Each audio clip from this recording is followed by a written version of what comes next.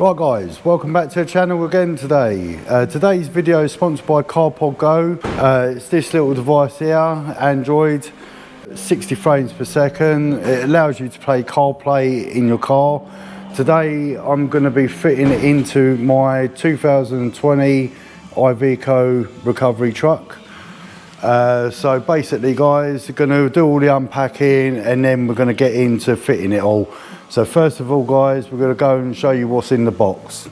Now we have the box. Obviously these are in the box as well, but I'll be honest with you guys, I have opened it and had a play with it. I was a bit skeptical about it, to be honest with you, because I've tested one of these before and I weren't too happy with it. But this, I've got to say, by far is probably one of the best ones, Carpodgo's or CarPlay basically, that I've tried. It is a Carpodgo, as you can see, it's 60 frames per second. Inside the box, I'll show you basically what you get. Obviously you've got the screen, which is a nice little feature. The actual ports you've got is a USB-C. You've got the camera adapter, you've got a mic and another USB-C adapter there for when you do the updates. Now it's a nice slick screen. You don't get no glare or anything in the actual screen itself. So there's the screen there. You've got the camera there for the reverse camera. You got the wiring loom for the reverse camera. The mounts you've got are quite a few selection basically. You've got the window sucker mount, basically what it goes to, and then that goes to that. I mean, you feel that is quite a good magnetic screen. The other mount you have is basically with this adapter, which literally unscrews, pull off, pop onto there, do up, pop onto there, and away you go. You can just mount it to your dash, as you can see, like that, and have CarPlay. But I'm not going to go for that adapter. I'm going to have it with the window sucker, as you'll see in a minute, because it fits to what I actually want. So that goes there, screen here. I'll be powering it up all in a bit. You have the power cable, which is quite good. It's got a long lead on it.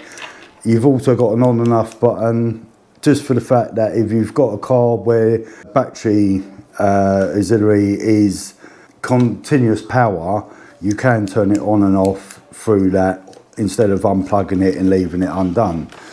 The next one is another suction cup. That will probably go for that if you're on a flat dash. You've got an extra pad for one of those, so another good idea. Let's just say hypothetically you've got two cars or a couple of cars. You've got a couple of these, you can stick one on one dash, one on the other, unplug that and it goes into there. You can transport it from car to car. So if you've got two cars, it's quite an ideal thing to have. This is a USB-C to a USB cable, female, for when you're doing the updates. Obviously that will plug into the USB-C in there for when you're doing the updates.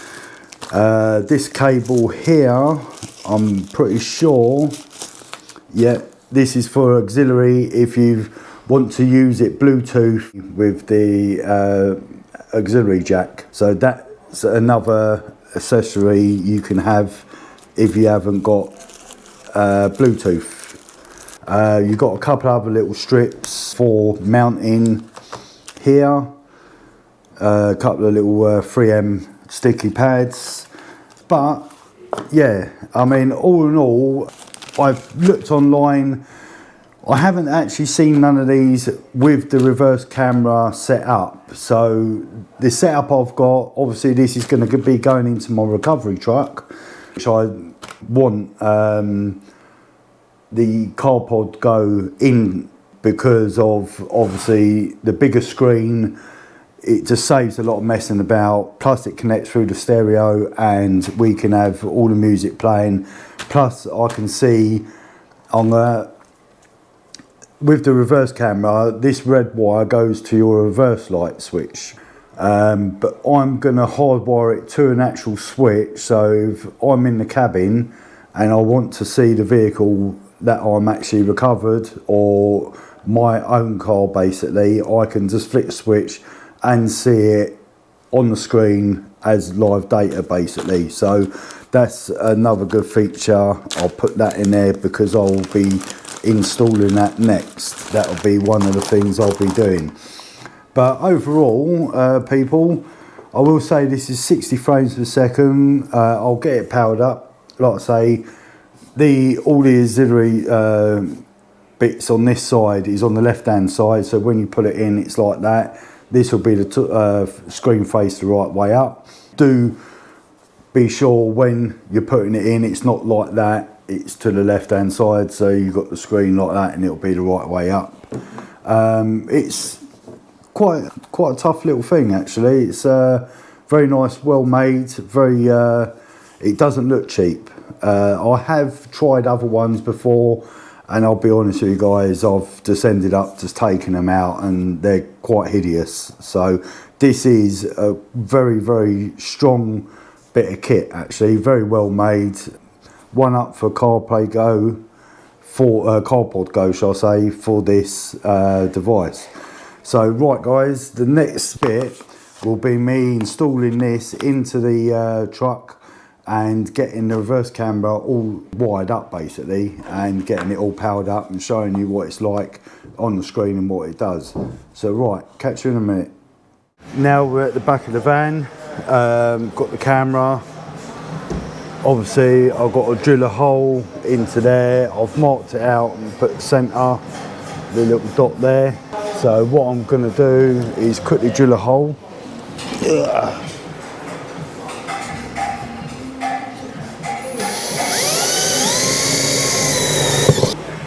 Right, hole's been drilled. Poke this through.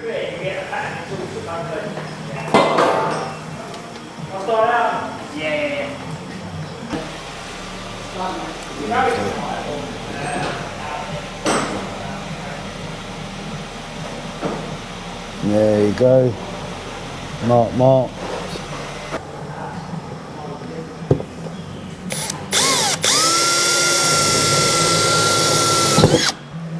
One.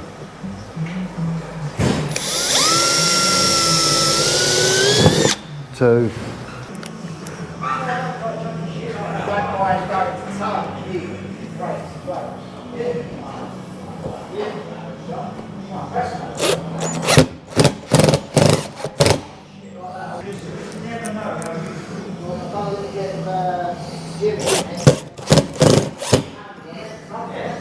There you go. Camera's all bolted up. So now what we've got to do is go inside and get the rest of it all wired in. The reverse camera's all set up. I haven't done the wiring video to the actual reverse camera because every vehicle is going to be different, so you're going to route your wires in a totally different place. It doesn't really benefit me showing you on this where the wires run in and all that lot. I've made up a little switch panel, as you can see there. Done a loop system, trigger switch. I've got to fix this to here at the moment. When I flick the switch, there's the reverse camera. As you can see, very good clear picture. This is the reason why I wanted it on the switch, for the reason being that when I'm driving I can flick the switch and see the car on the back or any other things. If I'm reversing I can just flick the switch. It just saves me basically having the reverse camera on the reverse and not being able to flick it manually. So yeah, that is the reverse camera. So I'll just run through a little procedure of everything what it has. This will be the home screen. This is before you set up like Wi-Fi and Bluetooth. Obviously this one will tell you to please turn on Bluetooth and Wi-Fi of your phone. That I'm going to take the protective screen off just so you get a better, it's just a cover. Now the screen is fully laminated. It's a 1920 by 720 retina display. It's a 700 nit brightness of visibility in the bright conditions, so when it is very, very bright you can still see the actual screen with no glare or anything. Just run you through that. That's the Bluetooth. This you'll have system. I'll run through the start. Select your preference of language, and then you've got time and date, which like just scroll through and then you have all the time and date set up. Bluetooth connected and connected to list. The PND number, obviously. Display, you'll have night screen, so when it starts turning dark you can adjust your time and that to come dark when it starts getting dark, and when it gets light vice versa. Wallpaper, you've got different types of wallpaper and that, and set as wallpaper.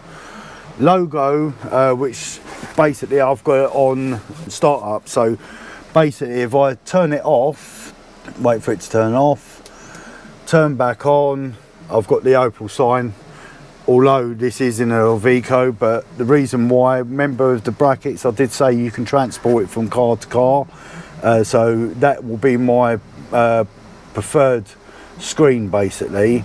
Logo, back to it, I've got it on that. You've got several different cars, manufacturers, loads of them basically.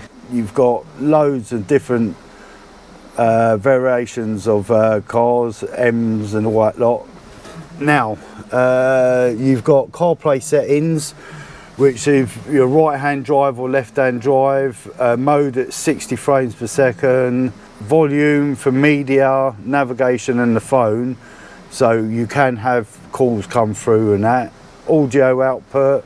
Now you've got different settings for auxiliary port with the connector to it. I've got mine through FM, so basically you pick the lowest FM dial and you can pick up basically. I'll just quickly adjust that to that, so that's all on the same frequency, so now that will come through the car stereo. Obviously I can't show you because obviously copyright stuff. Speaker, you got speaker mode. So now this one is just tells you what version it is, system updates or reset, the back button, FM and Bluetooth. So right guys, now I'm going to turn on Wi-Fi and Bluetooth, so that's all connecting up. It should power up straight away. It's all connected, so now hopefully, there you go, everything all comes up on the screen. So you got your maps, you got your CarPlay, yeah, that's all for the weather basically. So you got your phone, maps, messages, now playing, that's your symbol, got like the logo to start up with.